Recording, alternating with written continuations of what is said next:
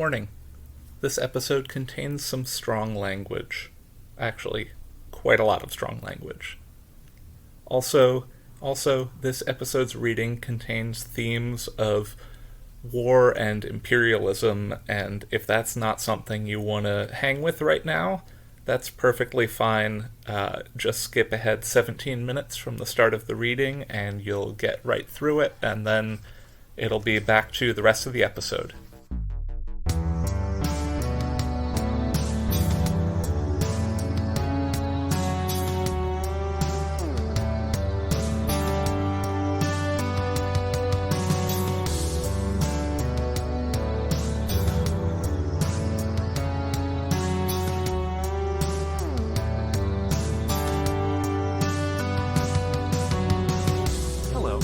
Welcome to Tales from the Trunk, reading the stories that didn't make it.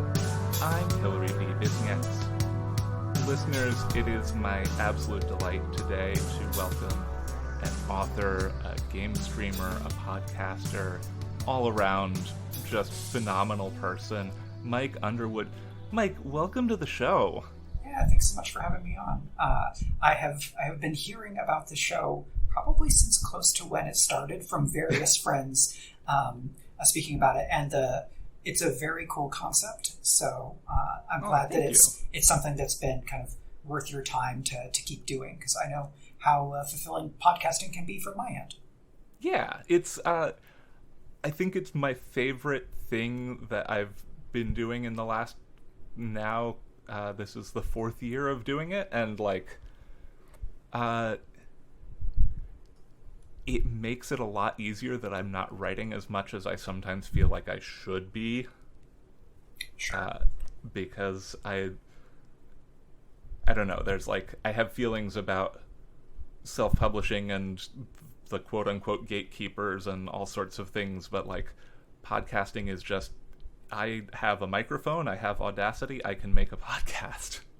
Yeah, and even if the Atlantic or the New York Times rediscovers podcasts every 18 months or so, we're all still here just making things for people to enjoy.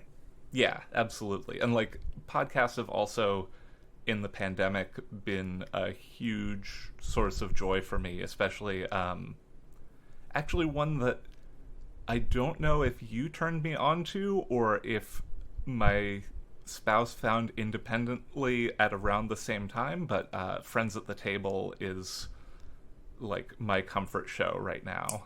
Yeah, it's Partisan was the first season I listened through all the way, just because of vagaries, and it's really fun because a show I'm starting and GMing in June, we're kind of taking a page from Friends at the Table in using a world-building game at the beginning to do setting construction among the players, and then we're going to dive into another system.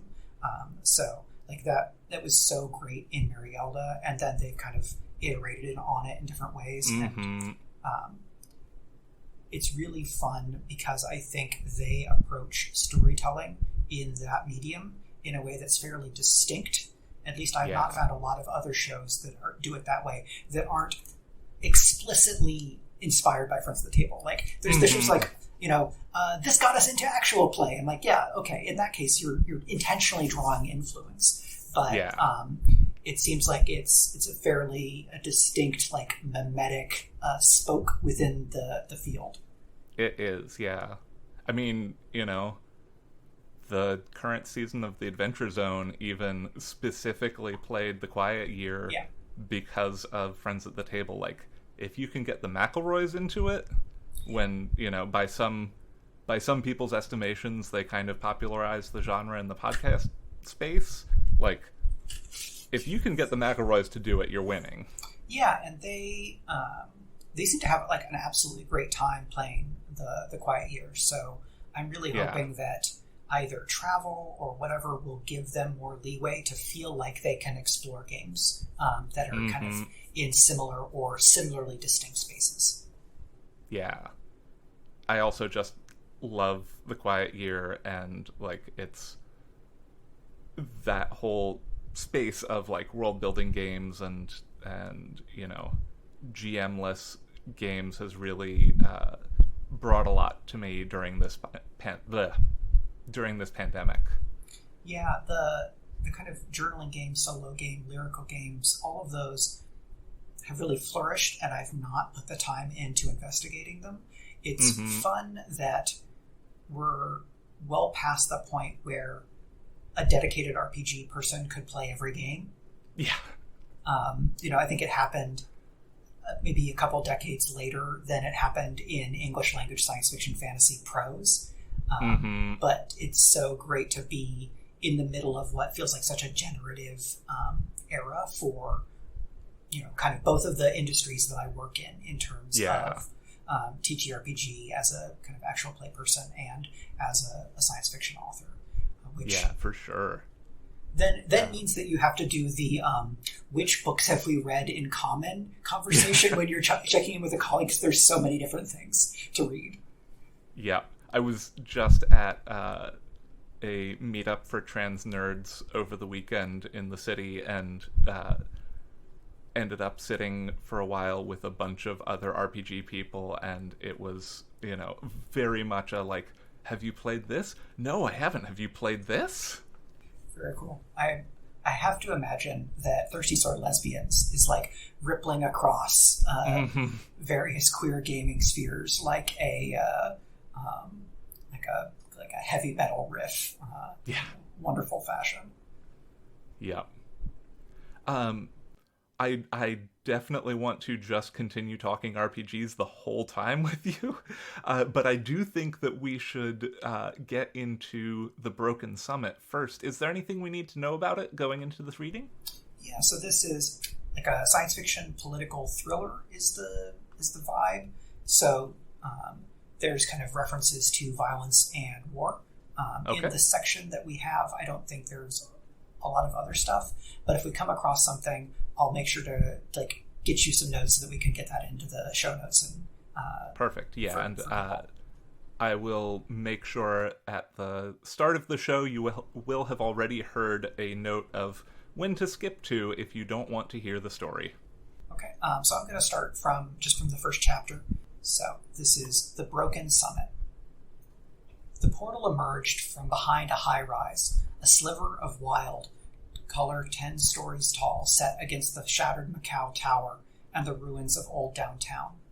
The convention center holding the summit was as close to the portal as had been possible without evicting thousands from their homes, on top of those already relocated to create a security radius.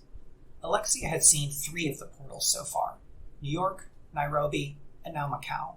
They were each imperceptibly different.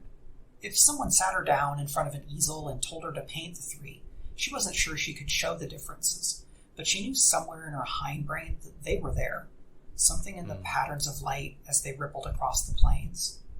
The van hit a speed bump and the whole world jostled around her. Alexia held onto the door, hoping that the techs had secured everything correctly. The cost of the materiel in their van was more than her yearly salary. The city around her was a melting pot, with architecture on display from 6 centuries, a dozen cultures, and 7 different worlds. They passed neatly stacked, craggy, adobe-esque, oversized homes in the Ignean neighborhood, followed by honeycombed warrens belonging to the Gurren. Alexia Haddad took it all in through the van window, the stark juxtapositions showing how truly small the world had become. Hundreds of years ago, Macau was the port of call for Portuguese traders, kept off the mainland by China trying to limit foreign influence. The city acquired the in-between feel of a border town, no longer solely Chinese, but never fully Western. It stood in Hong Kong's shadow in politics, media, and history. But when the portals opened in Macau and a dozen other sites around the world, that all changed. Macau was transformed again, but this time it wasn't Europeans stepping onto their shores. The visitors came instead from 6 different worlds, from the familiar to the truly alien. They came first with curiosity, and then with rage, and then with fire. A third of the city had been burned down in the Human Ignean War, and still bore scars from those fights to this day. Alexia turned back from the window to see her partner Oz studying his slate. The voice of Special Agent Deanna Benson, their team lead, came over the earpieces. "Lambda team, come in, this is HQ." Lambda team, en route, HQ, Alexia said. Vasquez says you're 10 minutes out. Let's go over the briefing again. That was the United Nations Dimensional Security Force way. There wasn't a briefing so simple that it didn't get reviewed 3 times. Alexia took comfort in the repetition, in plotting out every step, every possibility. An already complicated world had gotten endlessly messier when the portals opened, and it was her job to keep order. Alexia called up the briefing on her slate. Benson took an audible breath and started running through their schedule. The screen showed a highly militarized checkpoint flying the colors of the Shanghai Cooperation Organization. You're scheduled to arrive at 0800, where you will check in with the Shanghai Cooperation Organization, find your rooms, and set up your local command and control. The image shifted to a cozy-looking hotel room with a low ceiling. Several faces of the furred Gurren overlaid the image, showing the leaders of the delegation. 0900, you will meet with the Gurren delegation, review their schedule, and address any concerns or questions that they have. Given the Gurren's class structure, you will present yourself and make a gift of greeting, and then make their acquaintance. In order to operate at the level you need, they need to declare you to be cousins of the 3rd circle or greater. Just having run exercises with the security won't cut it. Alexia broke into Benson's litany. But we don't want to get to be closer than cousins of the 1st circle. Then their people will start taking bullets for us. Oz raised an eyebrow, questioning Alexia's interruption. Benson liked being interrupted about as much as a mama bear liked humans poking her cubs with sticks. Thank you, Agent Haddad, Benson said. We've all read the xenoanthropological briefing. Alexia stretched in her seat, trying to find something resembling comfort, stuffed in with weapons, computers, cameras, and the 15 million other items they need to keep their off-world charges safe and avert another interdimensional war. From 1000 to 1400, you will accompany the Gurren delegation during the opening reception. The slate showed a huge ballroom with dozens of computer-generated figures from all 7 worlds. The convention center will start to fill up, so you'll need to stick together tighter with your charges. Step up your crowd scanning. SCO has point on general security, but no team of mine is going to laze about like they're on holiday. Understood? Yes, ma'am, they both said. The SCO were the official hosts of the event, and they had final say on large-scale security measures, but it was the job of the United Nations Dimensional Security Force, and therefore Alexia, to keep the off-world visitors safe in portal cities and around the worlds. The SCO got prestige from hosting the event and from working closely with the UNDSF. But in addition to doing each of their jobs, the 2 organizations had to present a united front so that Earth looked like it had its shit together far more than it really did. Benson continued as the headshots for delegates and other VIPs scrolled vertically along the side of Alexia's slate. Each headshot linked to a dossier, which she'd memorized on the flight over. This will be a high-profile event, so you'll need to be ready to pivot on a dime between being completely unobtrusive when the Gurren are in private talks and being highly visible when we need to make a show of strength. Stick to your training. This is a liaison detail as well as security. You've been picked for your cultural knowledge and social skills, so impress me. Voss's voice cut into the feed. She sounded as caffeinated as ever. And remember that you have to take tea with the Gurren to show your courtesy as early as possible to respect the newfound friendship. Oz nodded at Voss's comment. Both Alexia and Oz had grown up studying off-world cultures, and Alexia took the study of social norms, like a seal to the Antarctic. But Voss took off-world trivia to an obsessive degree. Benson took back the line. Agent Vasquez is correct. Definitely before the keynote speech. Mr. Jiang likes to hold a room captive. Assuming Mr. Jiang stays on schedule, reception will finish at 1400, at which point you will escort the current delegation back to their rooms and remain with them through the evening as they take personal appointments. You'll defer to the Gurren security team when in the designated apartments, but one of you will stay with them through 2200 when you will retire on site HQ for the pass down. Understood? Yes, ma'am, they said again in practiced unison. GPS shows you approaching the convention center. Keep your eyes open and don't do anything to embarrass me. Alexi reviewed the delegation briefings as they made their way through Macau's morning rush hour. To her left, she saw hundreds of bicycles hurrying past the bumper-to-bumper traffic, then imagined UNDSF agents on bikes, each with a 100-pound bag strapped to their backs, sweating through their suits. The van was slower, but less preposterous. Their driver said, Coming up on the checkpoint now. The crowd outside the checkpoint was made out of at least a dozen factions. The sea of protesters and onlookers stretched from the high fence as far back as she could see. The crowd were mainly humans, but there were some from every people. The huge rock-like Ignians, the reptilian Noom, lowercase Fae of all stripes, trolls, Kappa, Shen, and more. The nearly human Segni, and a few of the furred Gurren and Kesht. Lots of Kesht, actually. Alexia saw a cluster of nearly 100 refugees from the ruined ice world, holding banners and posters aloft calling for revenge, recompense, or merely recognition. Kesht was the greatest failure of the Seven Worlds so far, and Alexia had no doubt that it would be on everyone's minds, even though the world had not been granted an official delegation. That's a lot of Kesht, Alexia said. Oz scanned the crowd and nodded. Not surprising, considering they don't even get a space at the table this year. The Kesht had failed to fulfill the development criteria that the previous summit had set forth, and were therefore relegated to observer status instead of participants. But considering that the criteria had been nearly impossible given the limited population and resources of the few remaining members of the species, mostly living in Antarctica, the Kesht's anger was understandable. Among the crowds were religious protesters of all stripes, calling for complete isolationism here, installing the off-worlders as our rulers over there, and everything in between. The political situation between the worlds was a powder keg. The first summit had achieved nothing, but the fact that no one blew each other up was considered a victory. Last year's summit had led to several resolutions, normalizing travel protocols, stabilizing currency exchange systems, and a dozen smaller matters.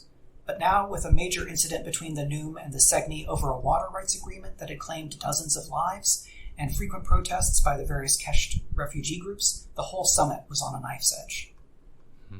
Alexia pointed outside with a thumb. There go our chances of a boring week.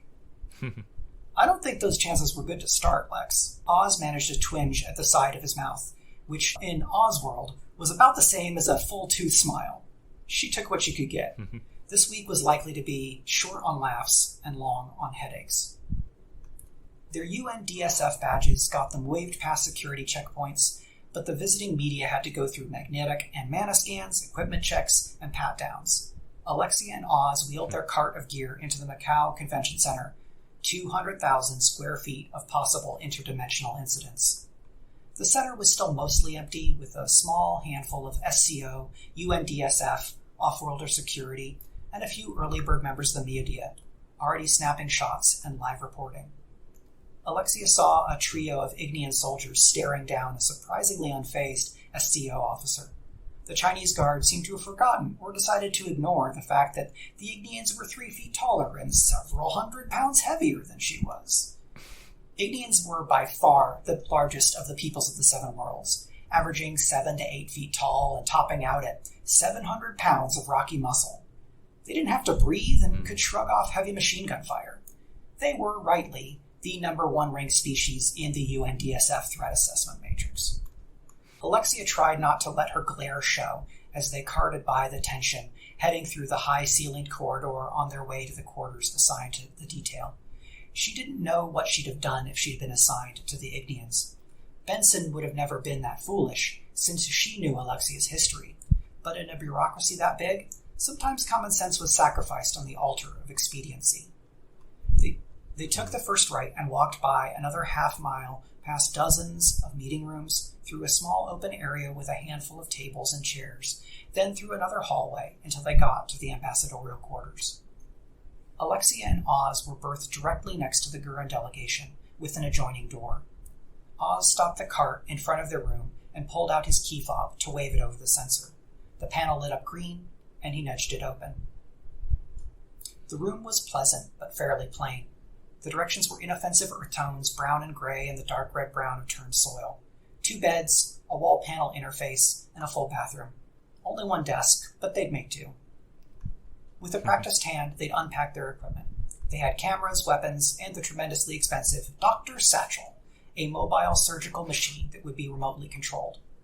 UNDSF and SCO had medical staff on hand, and each people was bringing their own doctors, but Dr. Satchel was the ultimate in medical telepresence, allowing the UN's top doctors to respond to emergencies around the world in real time. Alexia pulled out her pair of GGs, which still looked like the future. They had magnifying lenses that took her vision to 2015, but their main function came from the satellite phone connection and the display. She found the HUD annoying even after hundreds of hours of training, but there's only so much one can do when text is scrolling right in front of your eyeballs. But the UNDSF tech division was gaga over these things, so Alexia got to deal. When they had everything set up, Alexia checked her weapons again, despite the fact that they'd checked them before they left UNDSF Macau. They were coming in light, but that didn't mean they were unarmed. She locked a fresh battery into her taser, tucked it into the inside breast pocket of her suit coat. Her 9mm pistol went in the underarm holster, and the expanding baton went on her belt beside her phone. They had mobile adaptive riot gear in a suitcase with smart gel harnesses, non-lethal deterrents, and extending plastic shields. God save us if it doesn't come to that, she thought. The whole of Earth and 5 more worlds beyond it would be watching the summit, and if things broke the wrong way, it could mean another war. You'll just have to make sure it doesn't fail then, won't you? She told herself. Alexia's hand unconsciously went to her sternum, where the necklace her father had given her rested under her shirt, beside her translator stone. She couldn't save the summit through force of will, but she was part of a team, and if they all did their jobs, then it was up to the ambassadors to maintain the lasting peace. When everything was in its place, Alexia looked up to see Oz, who sat at attention at the desk, his eyes flashing over the screen. Haven't you memorized everything yet? She teased. If there was a spare moment where Oz wasn't reading or exercising, she hadn't seen it. 6 delegations, 1 observer group, dozens of security personnel, 25 media, and 50 consultants? I started 2 weeks ago and I'm still wrapping my head around it all. Alexia picked up her slate on the way and kicked its stand out to set it next to Oz's. She opened the personnel dossier and held out her hand to the 3D sensor interface. The screen displayed a headshot of Gawo Manai, the head of the Gurren delegation. She was an elder, her fur gone fine and white, a hint of gray remaining at her brow. What's got you stuck? Alexia asked. Oz scrolled past Gawo and the rest of the Gurren delegation and kept going. The delegates I've got, it's the guests and the security team that are throwing me. I wanted to get all of their face down before the reception so I could pin down somebody not on the list. Alexia nodded. She'd been memorizing guest lists since she was 5. Came with the territory as an ambassador's daughter. Oz kept scrolling and stopped when the presentation flow gave a title page of Guests. The trick is to tag something from their name to their face, like a mnemonic or a short story. Oz paged through the faces and names, then stopped. Like this one. I can't tell the Kesht apart unless the markings are really clear. The screen showed a Kesht with white fur. That's Drek Thra, Alexia said, pointing at his left eye. You can tell by the patch of white-gray hair. And small for the Kesht, fairly thin. Any other Kesht will defer to her. Oz scrolled back until the screen showed an Ignean with a wide face and thin, sculpted lips. And this one? That's Akan Adkro Ruka, the bard. Their face is wider than the other Igneans, and they're shorter than Ganon and Chrono. Oz nodded thoughtfully. Good thing I'll have you in my ear on this.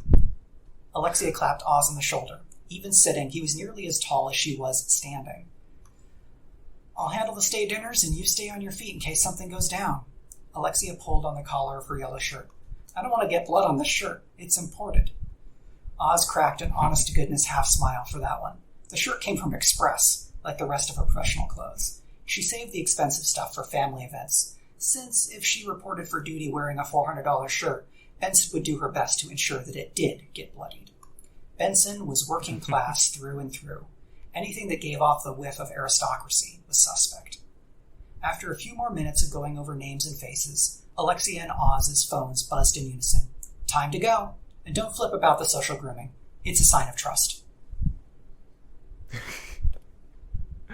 Oh, that's delightful. The first novel that I wrote ever, which is not great, has some really great ideas in it, but is also like a sort of science fiction political thriller / adventure book, and so I have a soft spot for political thrillers in general. Like I spent a very large amount of my adolescence reading, Tom Clancy books and other problematic jingoist fiction like that. But there's just something that, gets me going about yeah, that. when I was working at Angry Robot, there was a crime imprint for like 2.5 years or so, and I'd not really read many thrillers that weren't also science fiction or fantasy, and it was really fun to read stuff, because that line ranged from detective stuff, a few different types, through to thriller. And a few of the books that were like straight up thrillers, they had pacing like a metronome. It just went do, do, do, ever forward. And the really good ones, everything was always moving forward, but it's because there were several different wheels all spinning. And so a conflict would come up from this plot, a conflict would come up from that plot. And they were really a big inspiration for this, which was a partial that I wrote to pitch to editors probably around 2015, 2016. And just because of the vagaries of publishing, I have 10,000 words of this, and I just have not done anything else with it. Hey, that's fair. That is how publishing do sometimes. Yeah, and I mean, you worked at Angry Robot, so you have kind of an insider's view in some ways. Yeah, I think I know that I learned a lot. My understanding of publishing from the inside is now that understanding is aging, because it's now been a few years since I worked on the staff side. But I picked up so many skills, and my view of the field, I think, has been forever changed by spending a lot of time on the inside. And I think it's mostly for the best, but something that has been hard is seeing from the publisher side what it looks like when a publisher puts everything they have behind a book, and going, you change a few things and you could do that for every book you publish. And then most publishers just don't. Yeah, there's I'm not going to say every writer has, a big circle of writer friends, but just by the way that I know most of the writers I know, like, we all have these, shared circles, and it's sometimes kind of saddening to, like, hear the scuttlebutt and know, like, oh, the publisher just didn't put their all behind this book, and, like, there are books that I absolutely love that got almost zero publisher support, and I'm not gonna, call any of them out here, but it really, it kind of reminds me of, in some ways, of like doing a small independent podcast where it's like, okay, technically I have, iTunes distribution, I have Spotify, all of that, but like it's all from, the people I know telling the people they know, like, oh, hey, check this out. Yeah, because something that I've tried to like share where I can in terms of like talking about the industry is I think that there's a fair number of writers that just don't know really what any of what happens to make a book a big deal.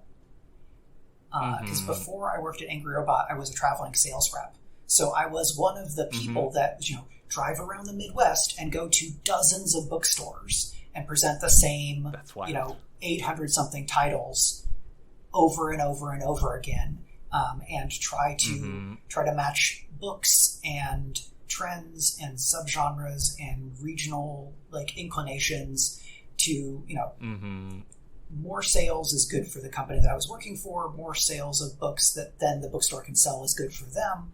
And like, if you don't have a sales team, then okay, you're missing out on having probably between a half dozen and 20, probably more like a dozen for the most part. I like Penguin Random House has some of the biggest, most robust sales teams, but they're Penguin Random House. So it's understandable that they've got all these people. Right. But yeah, like just the fact that you've got, ideally 10 to maybe a dozen highly trained sales professionals that know their store, know their territory, they have relationships with the booksellers, and they, ideally believe in the books that they're representing, so that then you get that magnification. And traditional publishing when it works right, is like those. Do you have the Hot Wheels tracks as a kid where they have the little things that do acceleration? Mm-hmm. Good publishing is like that, but like 7 of them in a row, where the author's enthusiasm goes into the text, then the agent's enthusiasm goes to the editor, goes to the sales team, goes to the bookseller, goes to the reader. Yeah, I definitely, I have never worked in sales, but every time I go to a bookstore, I love to talk to the booksellers there and just be like, okay, what are you super excited about? And let me tell you what I'm super excited about. There was somebody who I sold, some bookseller who I sold, I can't remember now. Oh, it was Valerie Valdez's first book. That book is wonderful, and Valerie's a friend, but the book is wonderful. I'm not that biased. It's just very good. And I there was like one copy of it in the bookstore. I already had my copy, but I was just like walking past it when a bookseller walked by, and I was like, have you read this book? I think you should check this book out. And it's that sort of, I do it a lot of the time because like these are my friends, but even if it's like authors who I don't know, if I'm just like super excited, like I would love to be friends with Yoon Ha Lee, that so far hasn't materialized, I'm going to sell Yoon's books every single chance I get. Yeah, it's like there's probably 17 different ways that you can justify that behavior in terms of like, it does good for this, it does good for that. Also, it's just fun to get to share enthusiasm. If you're enthusiastic about a thing and you don't have really anybody to share it with, that can be a big bummer. But enthusiasm shared like tends to be 2 + 2 is 5 type of stuff. Right. Yeah. And I think for me, one of the things that tells me I really love a book is when I can't help but want to talk to people about it. That's not necessarily everything's like sometimes nonfiction stuff. It's like, it's more internal, or, that can happen for fiction as well. But one of the things that I like most about being a working writer and getting stuff in advance to consider for blurbing is that I get the fun of being one of a small number of people being like, have you read this? It's really great. It's coming out in a few months, so you can't read it just yet, but maybe you could talk to the publicist, somebody over there, but definitely get this for your bookstore and let me shout about how great it is. Getting to be a big fan for work of colleagues, especially work of colleagues who are like just trying to break in and don't already have like an established fan base of readers. So it's like, oh, that's me. I'm the fan base of readers. Yeah, for real. And that's like, I think that's one of my favorite things to do is like, I started this show with Sarah Gailey coming on, and like, let's see, that was 2019, so River of Teeth and Taste of Marrow were out at that point, but like Magic for Liars hadn't come out yet, and like, I think mostly people knew them as like the person who wrote the Hippo books, as opposed to like, Sarah Gailey. Right, or Sarah also made some internet hay watching Star Wars, is that right? Oh, yeah. Yeah, I did. I remember coming back from Christmas break that year, and one of my coworkers was a big Star Wars head and was like, did you see this? And I was like, see this? I know them.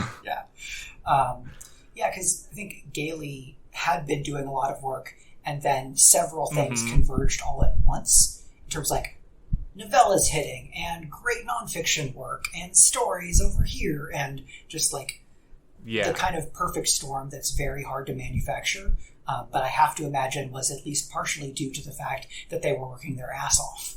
Yeah. Yes. Absolutely. They, like, we've been friends for I don't remember how long at this point. Time is fake, and they are always on their grind, and it is, like, awe-inspiring, and then every once in a while it's just like, oh, Burned out? Yeah, I get that. I am also burned out. Yeah. It's that is tricky because the publishing industry does not love us. Corporations are not people. They're extra not people, and that they do not care about humans. And, so a bunch of people who, many of whom I have to imagine, have like deeply seated memories and dreams about books and writing and like what it means to be an author, and then like the reality of being an adult in a interconnected global late capitalist scheme is like, well, that sucks. But we have enthusiasm about books and we have each other, and so it's one of the best things about having the experience that I have from Angry Robot is being able to share it with colleagues and be like, okay, so if you're at this stage, here's some things that I might recommend like thinking about. You could do X, Y, and Z. Like, like you're waiting for edits on book 2, and it's like 6 weeks until until book 1 comes out, and that's your debut. Okay, well, here's some things to think about. If you have lots of nervous energy, you could do X, Y, Z. Yeah, for sure. I was also thinking, like, it's great when we have enthusiasm and a couple of microphones and a Zoom subscription, and go and make like we were saying at the top, like the thing I like most about making this podcast sometimes is just I get to be enthusiastic about things with people who I'm excited to talk to. And like, I when I started this show, I started a wish list of guests, and then as I like continued, I was like, oh, and this person and this person and this person, and I was like, oh yeah, like Michael R. Underwood was an early entry on that list. That's very cool. Just because of your Twitter presence and the Genrenauts books, and then like going on and a lot of the like even before we were in sort of the same overlapping circles, like the smart thoughts you have in terms of game design and like tabletop role-playing in general is like, oh yeah, like that's a person I want to be friends with. That's a person who like would be great on a podcast. Yeah, I did a lot of podcasts from like 2012 to 2014 because I found very quickly that this format, the kind of like 2 to 4 people like chatting about like field or fandom and stuff like that, is something that is really enjoyable to me.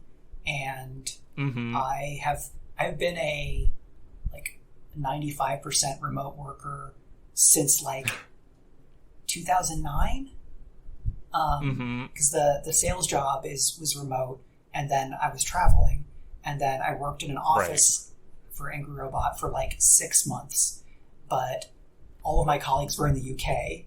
So my office day was like in the office in the morning, and then the afternoon it doesn't matter because I'm reading, I'm doing sales analysis or whatever.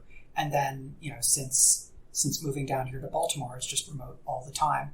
And so like being at conventions is my like not remote work time. And my wife works in an office, so she's commuting every day.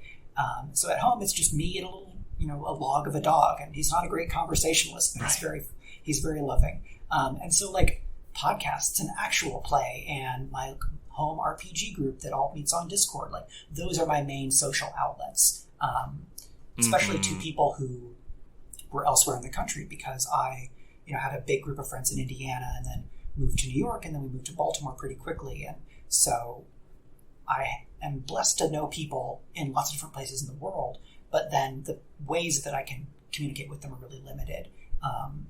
And so I had to get used to like this format as something that is emotionally fulfilling for social. Otherwise, I'd just be gone, not here anymore, ex-human.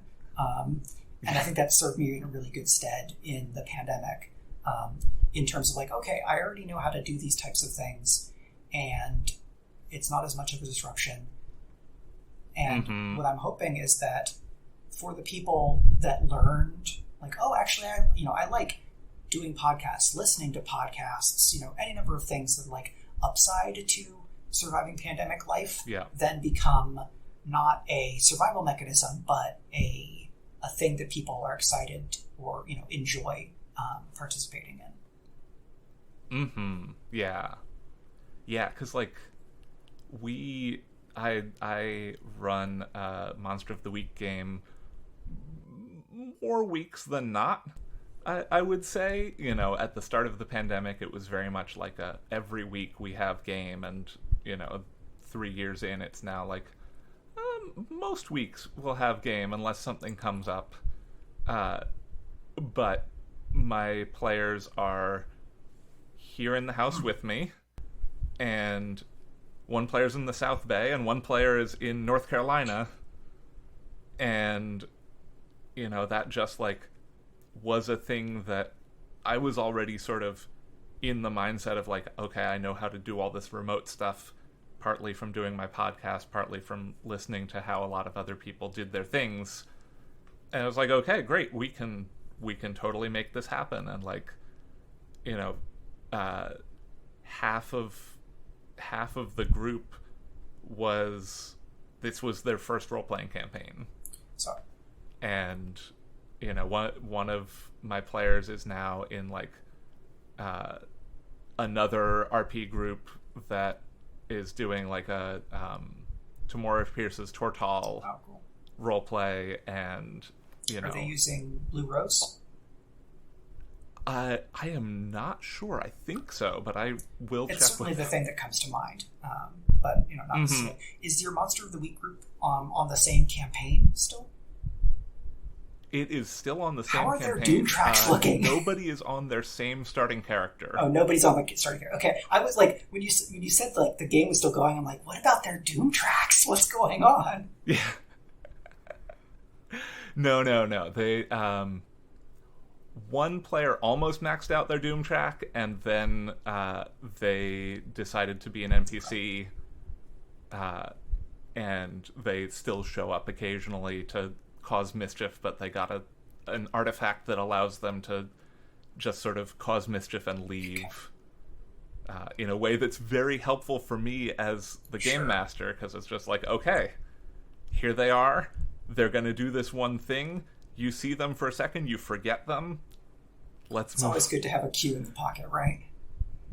Yeah but it is like, it's taught me a whole lot about the types of stories that I'm interested in telling, in a way that I ran a couple of campaigns in my teenage years in this is 3rd edition era Dungeons and Dragons, like, and I think I maybe ran like one session of a Shadowrun 3rd edition campaign, but I was mostly like, the games then were very dice focused and very like rules crunchy, especially if you're talking about like Shadowrun or things of the early aughts era in terms of tabletop role playing.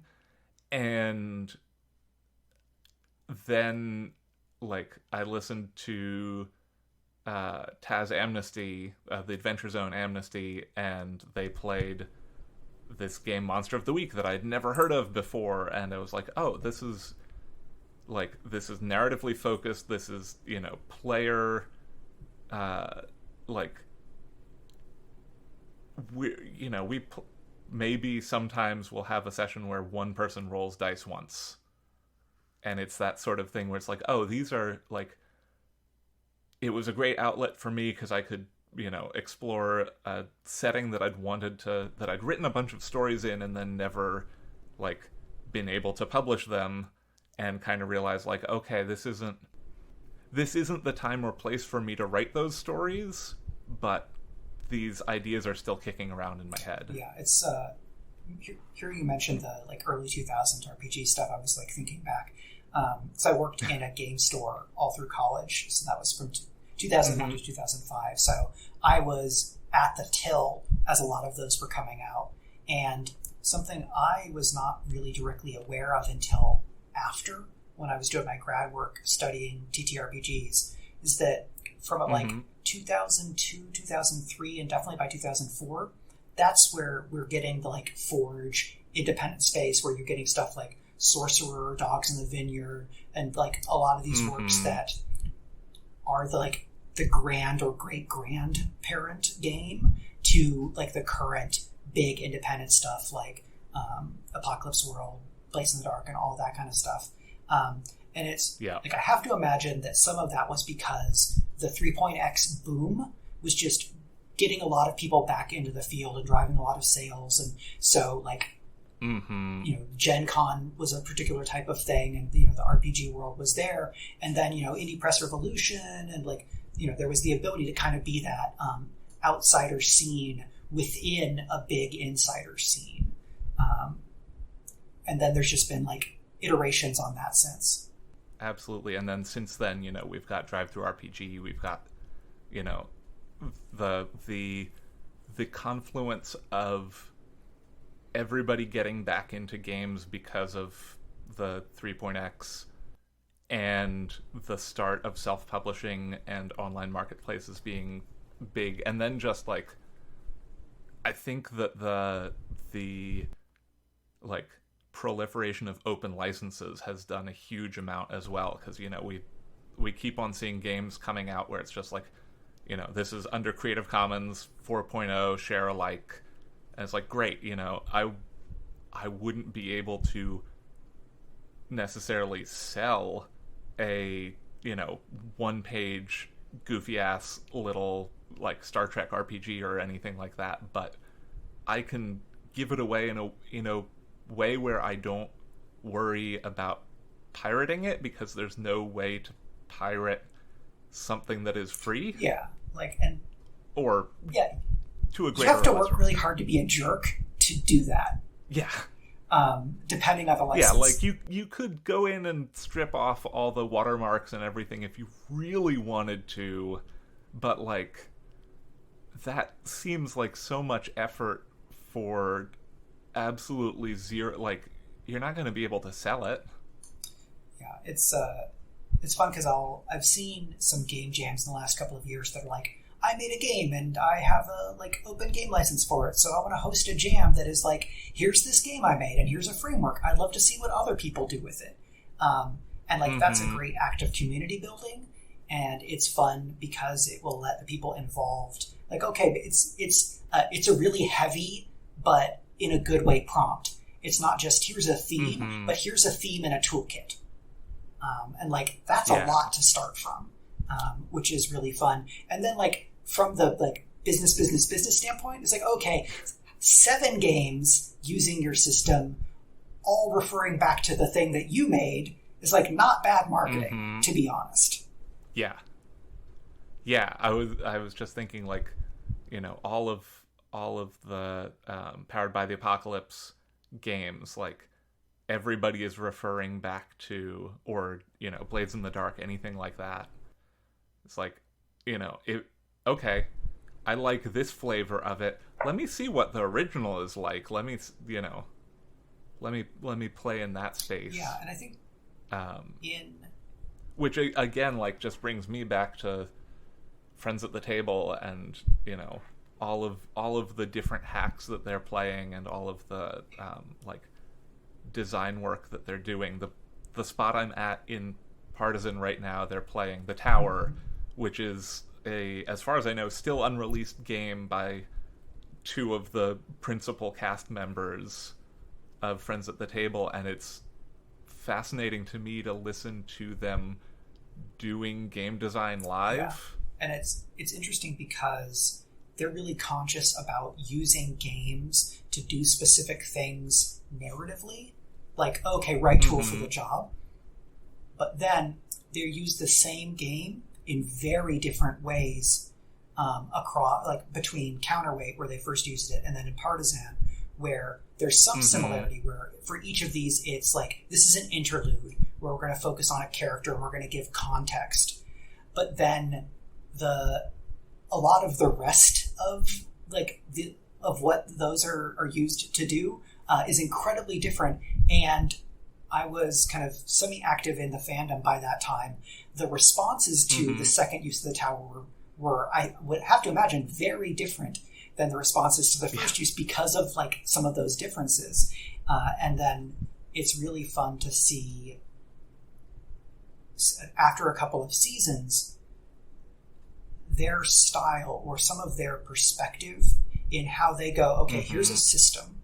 Here's what we think is important about this, but we're bringing our own creativity to the table to build a world for that system to then use the system to play in. So it's a little bit of like the creativity is going back and forth in a really interesting probably dialogic more than dialectic fashion, which is very cool. And like that was a big inspiration for me and was part of why I really was pushing my, they didn't take much convincing, but pitching my co-hosts, Greg and Brad. Sorry. Greg and Brad is the original pair of co-hosts. When I joined the show, it was the two of them. So now I co-host with Brandon and with Greg, pitching them on the idea of doing, like, let's make our own setting when we do this game, and it gives us all these freedoms, and then, like, theoretically down the road 3 years, if one of us wanted to, like, publish a novella in a setting that we had co-created there, we're on much better footing than, like, well, I've written a Blades in the Dark novella, so I can ask John Harper whether I can publish it, or I can file the serial numbers off. Now, John Harper is very cool, and so there's a very good chance that they would say, like, okay, here are the terms. But not having to worry about that, and I think the type of world building you get to do is just different.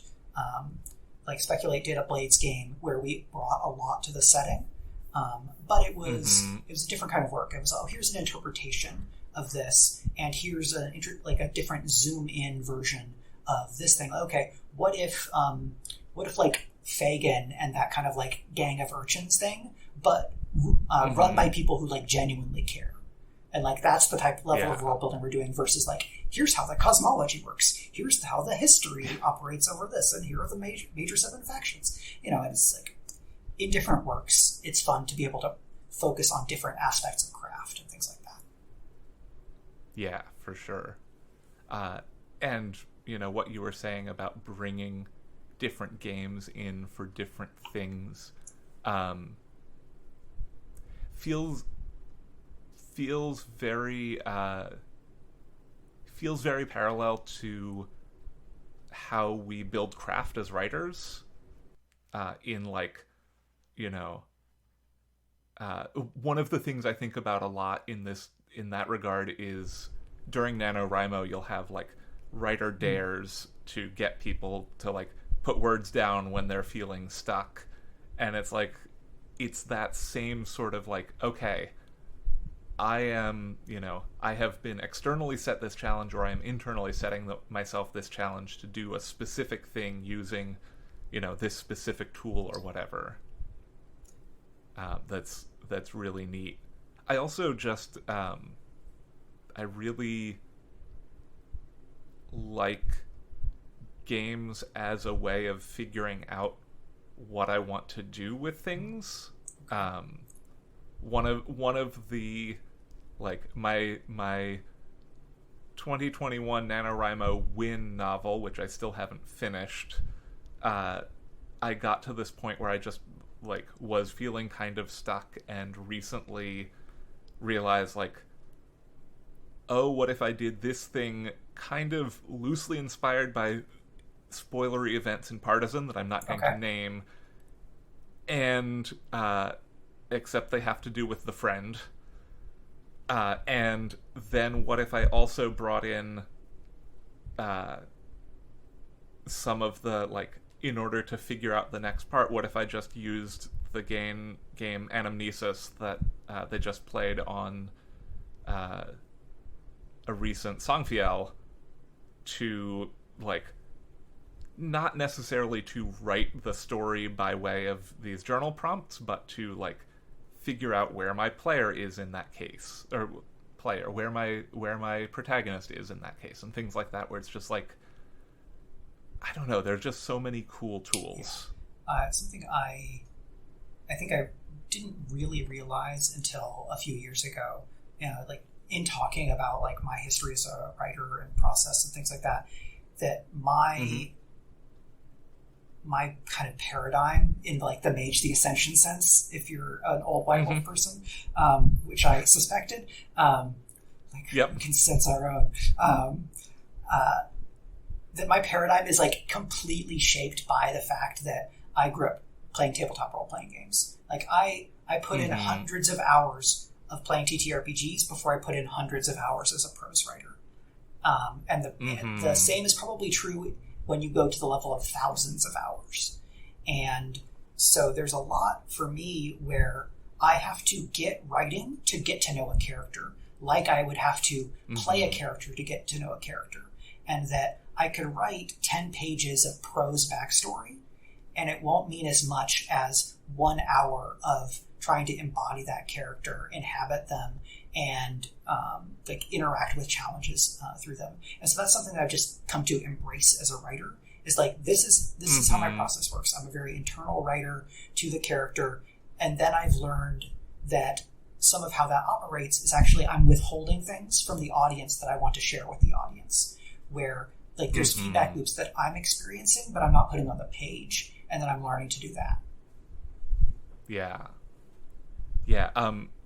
One tool I want to give a quick shout out to that has helped me both as a GM and as a writer is a deck that I believe is going into its second edition sometime soon by game designer Nathan Rockwood of Larcenous Designs, called the Game Master's Apprentice, which is just it is kind of like an Oracle deck, but each card has all these tools that are super useful if you just need a thing to happen in a tabletop game, but that are also have been hugely helpful to me to not fall down a Wikipedia hole when I get stuck in a thing, because I can draw a card instead, and it will give me 3 names, and a virtue, and a vice, and a catalyst, and a location, and some belongings, and, you know, all the senses.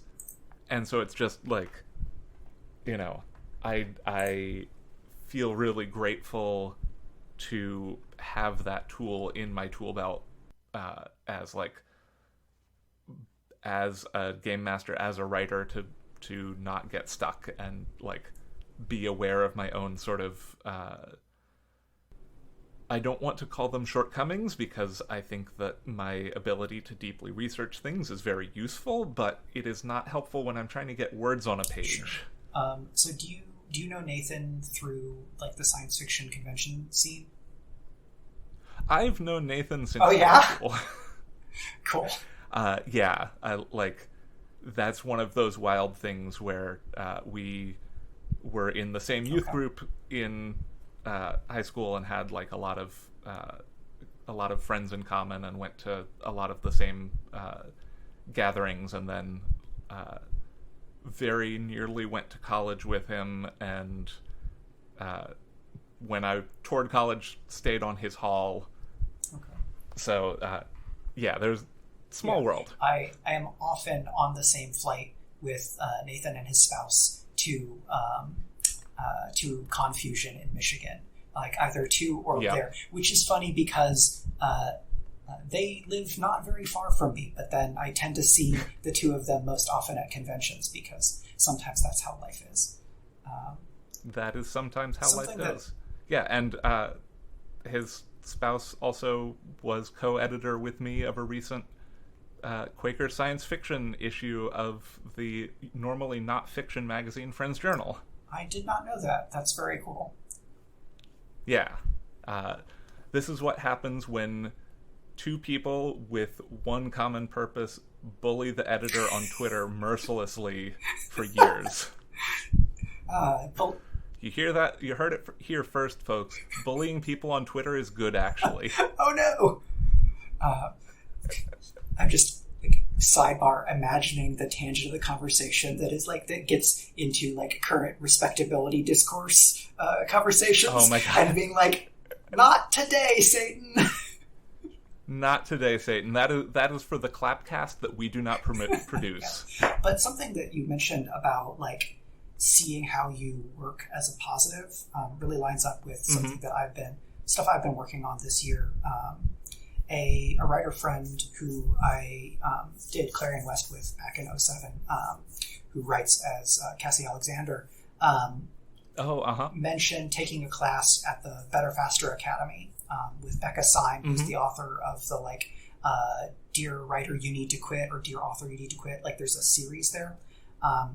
And so Becca is a Gallup certified strengths coach. And so Gallup is this big business thing, and they have their whole like psychometric system, but it's like they've done just absolute crap tons of analytics. So they've got a ton of data backing them up. And part of that paradigm is this idea, as I understand it kind of through how Becca talks about it, that like these aspects of your personality that can be described in these ways, these are superpowers, or you can think about them as superpowers. And so the fact that no two writers are necessarily wired the same way is not a way of indicating that one of them is more the right, proper writer than the other. It's that your life experiences and a bunch of random factors and some not so random factors mean that any given writer has to figure out what works for them, and that kind of the way that popularity in the internet works has meant that the number of people who are regarded as authorities on like how to be a writer is like really limited, and the way that they do stuff may not work for a lot of people. And so this like working on this strengths system that is like owned by Gallup, but then you can do other stuff with and things like that, has been really handy, because for a lot of people, and I think certainly for me, it's a way of being able to reframe who you are and how you think about yourself in positive and growth-oriented terms. Of like, okay, yeah, the fact that I like hoover up information and love like playing new games and trying out new systems and learning new ways of organizing things, like that is a useful thing that can be good in my writing. It can be good in helping me like be more successful at the other things in my life. And it is not just like being a pack rat hoarder of like, this is my new collectible card game system. I spent $80 on it when I was in college and played it for 2 months and then never again. Like, that's not a waste. It is time that I spent developing both an interest and a skill that like continues to serve me. And so like for any given writer, and especially for writers that are listening to this, it can be really frustrating to hear people give advice and then like, well, that doesn't work for me. And it doesn't mean that there's anything wrong for you.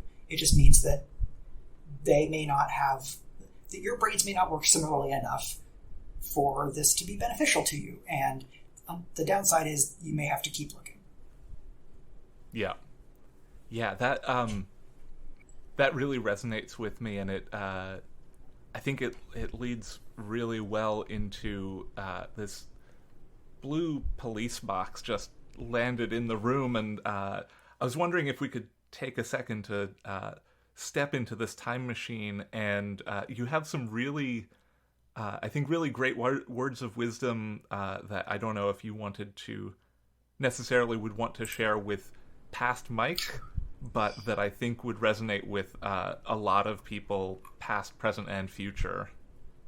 Yeah, so like sometimes I do like coaching and like other consulting, mostly for writers, to like help them kind of have the kind of career that they want.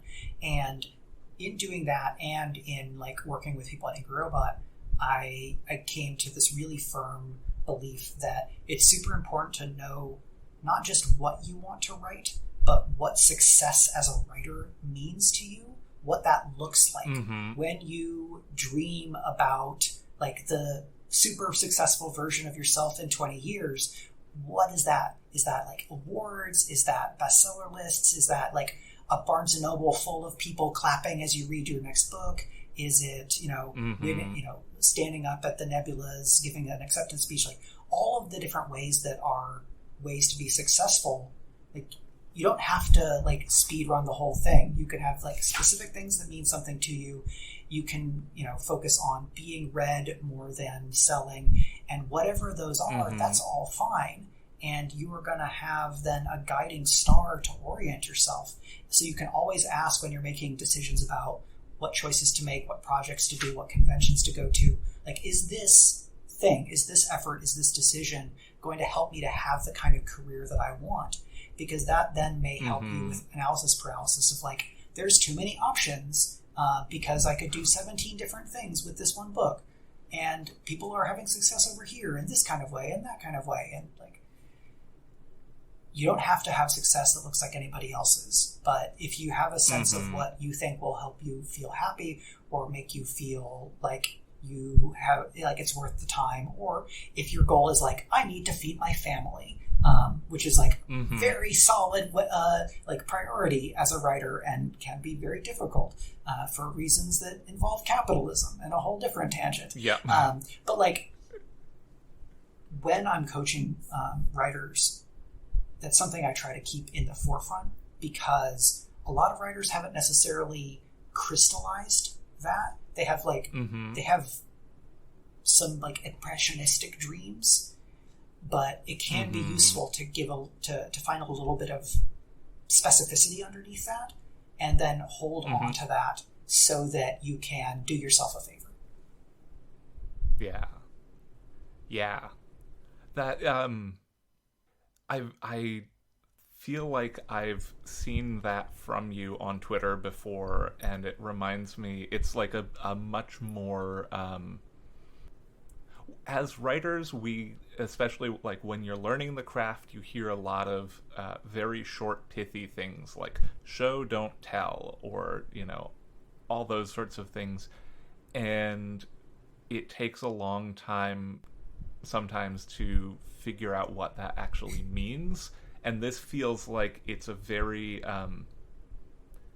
much an expansion on the just like eyes on your own paper sort of thing, where it's like, you know, if I measure my success as being the next George R.R. Martin, fuck that guy, one. And two, like, I'm never going to, or not never, but like, it's a long road to reach that place where I can, you know, be angering millions of fans by not turning out the books they think they deserve. Yeah, or being incredibly disrespectful as an award show host. Yeah, for instance. Hypothetically. And like, so much of what happens in the industry is not under our control.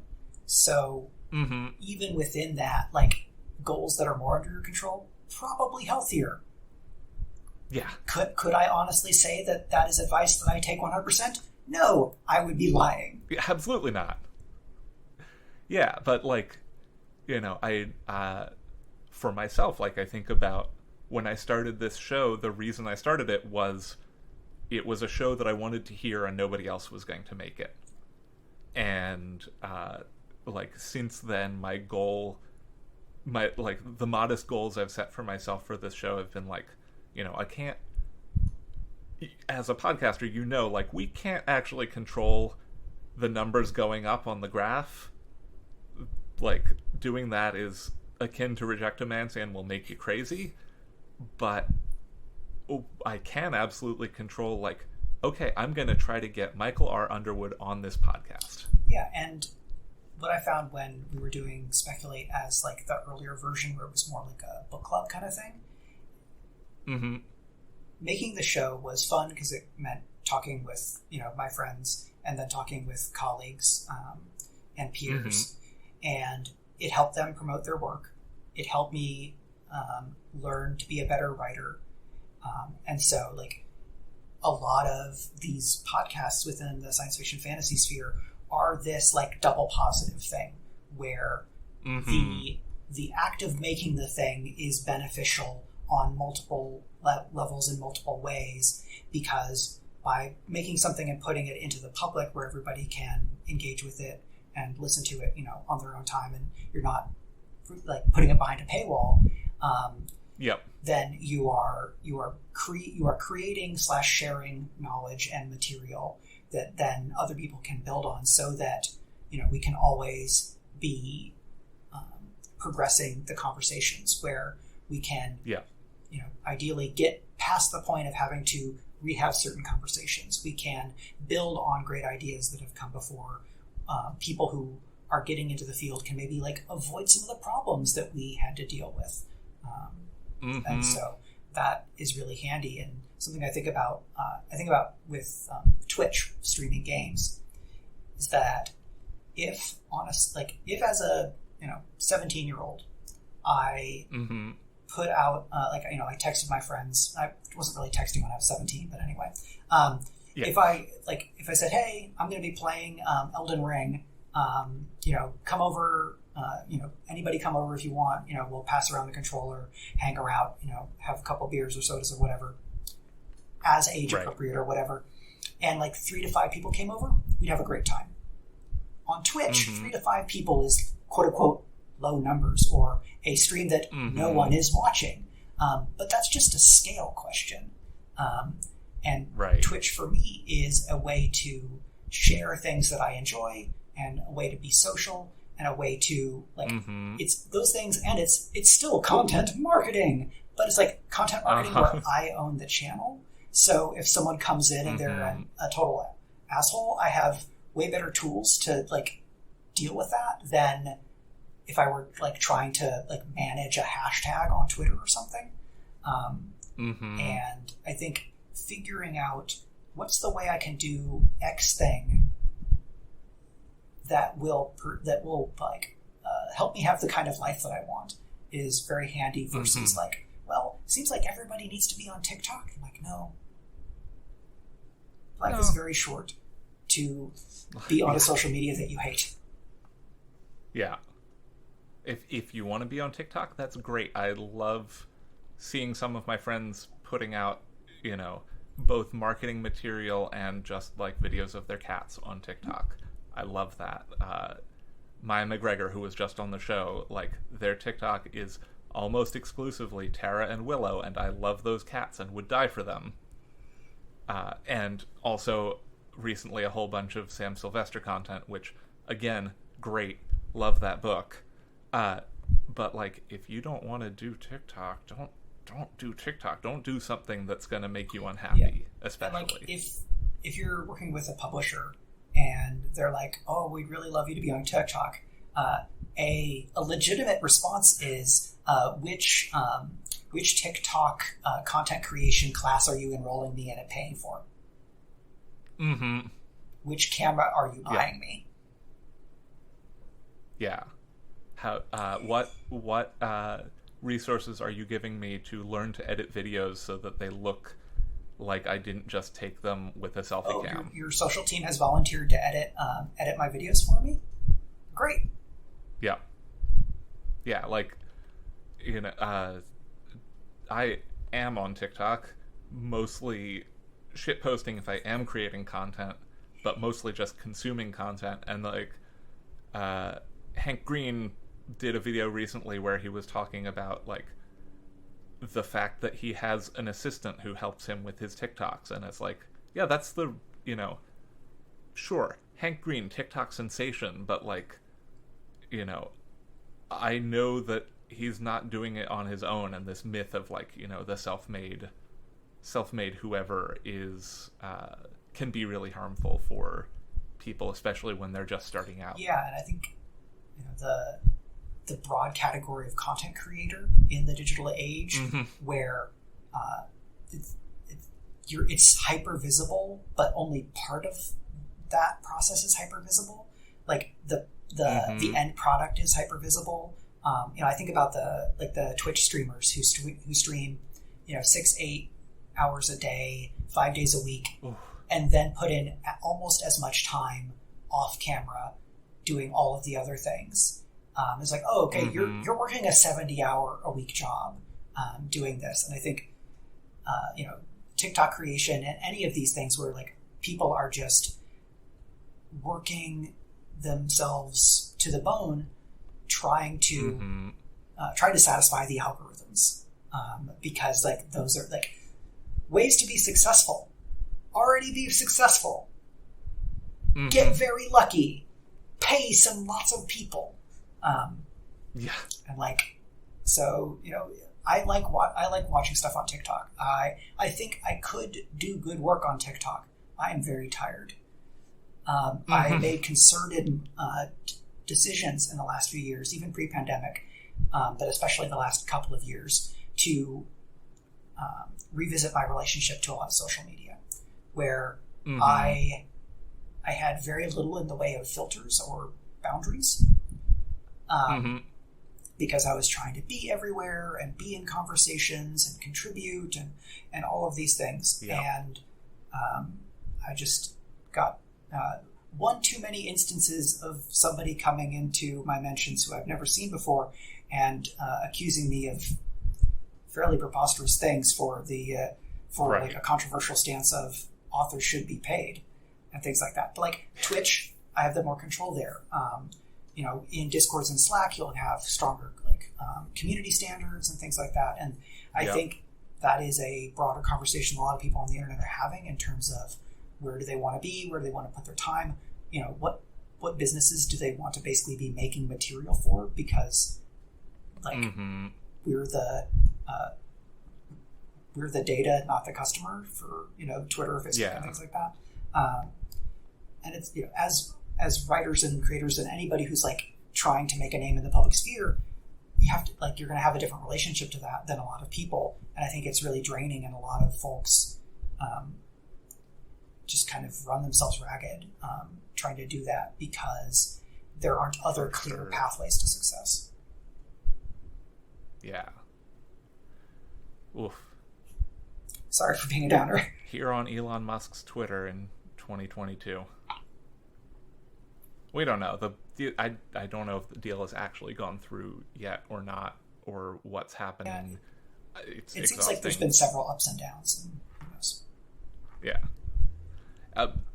I'm just here hoping that we can lose him more money on his Twitter investment than we lost the people who invested $1.3 billion in Tumblr. I believe in the power of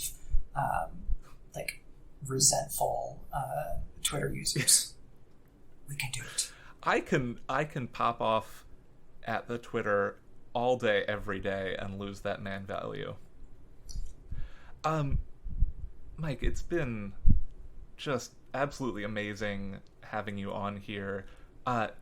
Before we go, a few questions. One, is there anything of your own that you'd love to promote here? Yeah, so folks who follow me may have already heard this, but I am re-releasing my debut urban fantasy series this summer. My plan is to basically do one book a month until I then do a collection. So that is Geekomancy, Celebromancy, Attack the Geek, and then Hexomancy. These books are tremendously geeky urban fantasy where love of pop culture is the magic system. So I got a new cover for the first one, and it's the protagonist with a glowing, huge D20 as her magical orb, and I love it.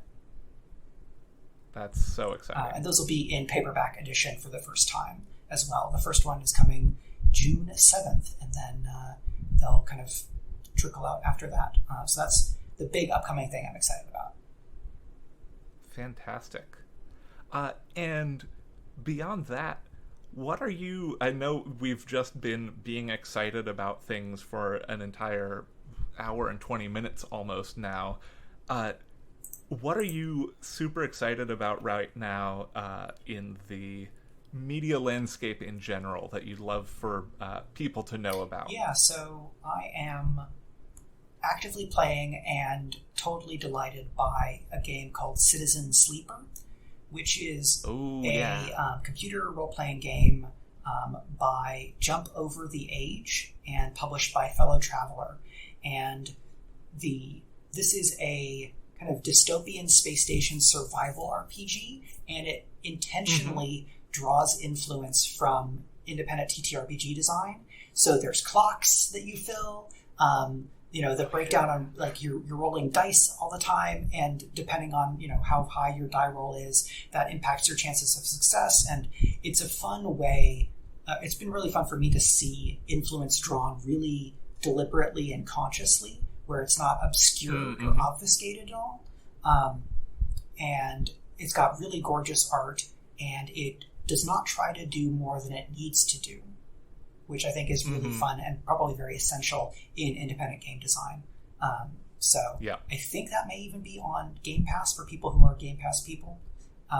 And I recently read and want to keep recommending a rom-com series called Dungeons and Dating, which is an all-queer, not necessarily rom-com, it's like modern romance, and it revolves around a gamer bar. So, like, the protagonists of the first book are one of the three co-owners of the bar and her new roommate. And it's like roommates to lovers. And so there's 2 books out now. The third one is coming soon. It seems like there's going to be 4 or 5. And they're just absolutely delightful. I really like reading, especially contemporary romance, because they're fun and they help make me a better writer. And it's really fun to find something that's like, okay, pretty simpatico with this author in terms of how they talk about like things that they're really into. And I hadn't seen, or there's some other like kind of geeky romances, but these are really fun. So that the first one is called Strength Check, and the author is Catherine McIntyre. Fantastic. Well, as always, listeners, links will be in the show notes. Finally, before we go, Mike, where can our listeners find you, and where can our listeners find you playing Citizen Sleeper? So I'm on Twitter at Mike R. Underwood, which I mostly use for like signal boosting other stuff that I'm doing. I stream video games currently Wednesdays and Sundays at 1 p.m. Eastern at twitch.tv/turbotango. And then I do my actual play shows over at Speculate, which you can find at speculatesf.com. Fantastic. As somebody who occasionally joins in and lurks just because I love hearing my friends enjoy things, I would strongly recommend, if you are able to tune in to Mike's streams, doing that. And there are also a number of other wonderful science fiction and fantasy authors many of whom you have heard on this show before, who also stream occasionally. I know Valeria Vlades is doing a Hades run right now. Valerie is scary good at Hades. Compared to how well I did when I poured, 80 hours into that game, like, I am gobsmacked. It like, getting past Lerny in like 10 runs, I don't think I had gotten past the Furies at 10 runs. That is wild. Yeah. And also I do want to mention that Karen Osborne is doing writing and editing streams on Twitch, which is just a really great place to hang out. Yeah, that has been very handy for me to get in extra sittings of writing with that kind of social element. That's been really cool. Yeah, no, it's one of those ways where it's like, oh yeah, I see you designed this tool for one specific thing, but we're going to do a lot of other things with it, and they're going to be great too. It's like the retweet wasn't made by Twitter; it was made by users. Yeah. CF we are both old enough to remember typing RT : and then a username and fitting in as much of the tweet as we could.